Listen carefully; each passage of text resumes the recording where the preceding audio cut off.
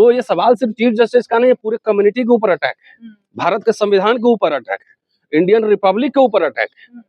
और ये माइंडसेट आ रहा है मनुस्मृति से, इसलिए मनुस्मृति के खिलाफ हमारी लड़ाई जारी रहेगी। खानदान वाले से पूछिए ना कि दरबारी वहां कौन कर रहा था मुगलों के दरबार में? मुगलों के दरबार में कौन दरबारी कर रहा था? अंग्रेजों के मुखबिर कौन थे? जरा ये तो पूछ लीजिए ना। जो अंग्रेजों का कैबिनेट था उसमें कौन लोग मंत्री थे? नाम बताऊं, जात बताऊं? अंबेडकर तो एक ही थे ना उसमें, अब बाकी लोग कौन था? बाकी लोग तो यही लोग थे ना, इन्हीं के बाप दादे परदादे रहे होंगे।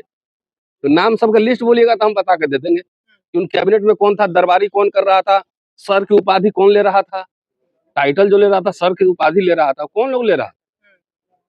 जो खुद अंग्रेजों का मुखबिरी किया हो, जो मुगल दरबार में दरबारी किया हो, वो ये बात कह रहा है। इतिहास उनको अच्छे से पढ़ा देंगे ना। और लेकिन प्रोटेस्ट हमारा जारी रहेगा। जी सर, रतन लाल जी मौजूद है, उनसे समझते हैं उनकी प्रतिक्रिया क्या है, और जो इस पर कार्रवाई ना की जाने की सीजीआई ने बात कही है, उसका क्या संदेश जा रहा है समाज में, किस तरीके से लोग देख रहे हैं, उस पर भी बात करने की कोशिश करेंगे। सर, सबसे पहले जो प्रतिक्रिया प्रथम आपने जब पूरी खबर सुनी, पूरे घटनाक्रम सुना, क्या प्रतिक्रिया आई दिमाग में, क्या लगा कि क्या मंशा होगी पीछे? इस देश में जो आरएसएस और बीजेपी में नहीं, कोई सुरक्षित नहीं। कि मैं बार बार ये बात कह रहा हूँ कि आरएसएस बीजेपी की फिलॉसफी है एग्री विथ अस और गो टू हेल। तो अभी कई ऐसे फैसले सुप्रीम कोर्ट से आए हैं, चाहे वक्फ बोर्ड वाला हो चाहे कुछ, आरएसएस बीजेपी को पसंद नहीं। चीफ जस्टिस की मां को जाना था आरएसएस प्रोग्राम में, लेकिन इतना सोशल मीडिया पर प्रेशर बना कि नहीं गई। तो इससे उनकी मां को बुला के वैलिडिटी करवाना चाह रहा था आरएसएस, ठीक है, तो उनकी मंशा पे जो है ना पानी फिर गया, ठीक है। तो इसलिए बिलबिलाहट है, ये एक तरह से फ्रस्ट्रेशन है जिसका रिफ्लेक्शन हुआ है। चीफ जस्टिस माफ कर दे अलग बात है, लेकिन समाज कानून तो अपने हिसाब से रिस्पॉन्ड करता है ना।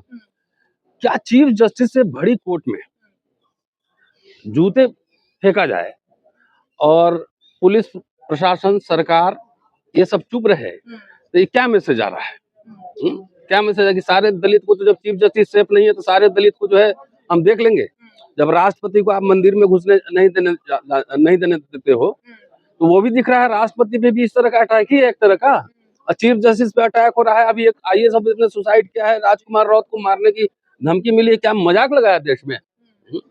तो ये बहुत ही शर्मनाक है। वो खुलेआम इंटरव्यू दे रहा है टीवी चैनल्स को, और सरकार आरएसएस जो बार बार कहती है बटोगे तो कटोगे, असल बटाई यही है, असल बंटवारा समाज का यही है कि दलितों बैकवर्ड जितने हैं, महिलाएं माइनॉरिटी सब एक हो जाओ, नहीं तो बट कर रहोगे तो आरएसएस बीजेपी वाला आप किसी को छोड़ेगा नहीं। ये स्पष्ट संकेत है। और देखिए इनको पेट में मरोड़ क्यों हो रहा है? ये वही लोग हैं जिन्होंने बाबा साहब के पुतले फूके, संविधान को नहीं माना। हिंदू कोड बिल पे क्या रूख था जरा ये बता देना। तो ये तो अम्बेडकर को नफरत करते हैं, और चूंकि एक बुद्धिस्ट दलित अम्बेडकराइट चीफ जस्टिस है, इनको पच नहीं रहा है, ठीक है। तो इस पर हम लोगों ने 11 तारीख को पूरे नेशन वाइड प्रोटेस्ट कॉल दिया है, शांतिपूर्ण तरीके से। कोई कानून हाथ में नहीं लेना है, कोई हिंसा नहीं, संवैधानिक तरीके से। देश के जितने जिला मुख्यालय में हैं सारे एक्टिविस्ट जो इंसाफ पसंद, जो संविधान को मानने वाले लोग हैं, इसमें कोई कास्ट कम्युनिटी की बात नहीं है, जो भी संविधान को मानते हैं सारे अपने अपने जिला मुख्यालय पर इसका प्रदर्शन करें। हम लोग सब इकट्ठा होंगे अम्बेडकर भवन पर 11 बजे, और वहां से संसद तक मार्च करेंगे। लेकिन सर, बाकी कार्रवाइयों की आप जिक्र कर रहे हैं कि सरकार कानून वो अलग चीज है, पर सीजीआई को भी तो अपनी ओर से कुछ कार्रवाई करनी चाहिए थी। उनका कार्रवाई ना करना ये क्या संदेश नहीं, वो संदेश दे रहा है ना कि बाकी नहीं कर रहे हैं, उनको तो चाहिए कि वहीं से जेल भेज देते ना, उनको सीधा कोर्ट से ही जेल भेज देते, लेकिन नहीं कर रहे हैं। उनके मन में क्या है नहीं है, लेकिन उन्होंने एक बात साबित कर दी है कि क्या कह रहा था, सनातन का अपमान नहीं सहेगा हिंदुस्तान। तो उन्होंने शांत रह के ये साबित भी कर दिया है कि ऐसे ही लोग होते हैं, है ना।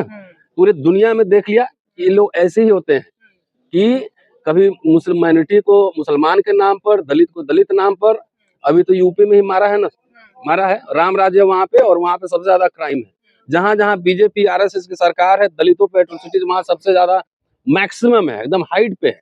तो इसलिए अब सड़क तो उतरे बगैर, लड़े बगैर, क्योंकि सिर्फ चीफ जस्टिस का सवाल नहीं है, वो एक तरह से वॉर अगेंस्ट नेशन है, राष्ट्र के खिलाफ युद्ध है ये। अगर फर्ज कीजिए कि वहां पे कोई ब्राह्मण अपर कास्ट जज होता और कोई दलित इस तरह से किया रहता, तो क्या रिजल्ट होता? अभी वो जेल में होता, लोग वहां पीट भी देते। यही सवाल लोग ये भी पूछ रहे हैं कि अगर कोई मुस्लिम होता और उसने ये किया होता तो वो क्या करते उसका? दूसरी बात है ना, अगर मान लिया किसी प्रोग्राम में हथियार लेके ही चला जाता, हथियार लेके चला जाता, गोली चला देता, तो ये बहुत ही शर्मनाक है। और किसी भी तरीके से इसको नेशन वाइड प्रोटेस्ट अभी करेंगे, सीरीज ऑफ प्रोटेस्ट चलेगा, पुलिस जब तक उसको गिरफ्तार नहीं करती, और नहीं तो उनके पास भी पहुंचेगा, उनके घर पे भी प्रदर्शन होगा, थाने पे भी प्रदर्शन होगा। वो तो साफ तौर पे कह रहे हैं कि मुझे किसी तरीके का कोई डर नहीं है, ना मुझे किसी तरीके की ग्लानि है, ना माफी मांगना है, जो करना है करो। कॉन्फिडेंस कहाँ से आ रहा है? हाँ, वही सवाल है। सवाल है, ये आ रहा है ना। ये जितने इस सनातनी फोर्सेस कौन है? संघ परिवार है। ये कॉन्फिडेंस तो वहीं से आ रहा है ना कि हमारा कुछ नहीं होगा, हमें प्रोटेक्शन मिलेगा। तो वो अपने हिसाब से देखे, हम अपने हिसाब से काम करेंगे, हम नेशन वाइड इसमें कंसेंसस बनाएंगे। अभी तो बिहार चुनाव है ही ना, चलते हैं वहां लोगों को जागरूक करेंगे कि जब आपका चीफ जस्टिस सुरक्षित नहीं है तो आप में से कौन सुरक्षित है? भाई ये आरएसएस बीजेपी ने, एक बार बताओ, तीसरा टर्म है, एक भी पब्लिक इंस्टीट्यूशन बनाया हो, एक भी पब्लिक सेक्टर यूनिट खड़ा किया हो? प्राइवेटाइजेशन करके जो भी हक हुकूक मिले हैं सब खत्म कर रहा है। एजुकेशन इतना महंगा कर दिया है कि भाई आम आदमी के पहुंच से बाहर है। और मैंने कई बार कहा है कि इसका नुकसान खाली दलित को नहीं हुआ, सबको हुआ है। पब्लिक सेक्टर साहब कहते विष्णु भगवान का ख्वाब में आए थे, इसलिए उन्होंने तो विष्णु भगवान ख्वाब में आए थे, तो विष्णु भगवान अपनी मूर्ति खुद ही क्यों नहीं जोड़ ली? अगर उनके आए थे, परमात्मा कह रहे थे, परमात्मा, तो परमात्मा खुद अपनी मूर्ति जोड़ लेते। इसके लिए चीफ जस्टिस, वो भी दलित चीफ जस्टिस, कोर्ट में जाने गुहार लगाने की क्या जरूरत? उनको निमित्त बना के निमित्त बना के भेजे थे ना, तो जाके अपना मूर्ति जुड़वा लो ना पहले, अपना मूर्ति जुड़वाइए, तो फिर आएंगे तो फिर यही करेंगे। ऐसा है।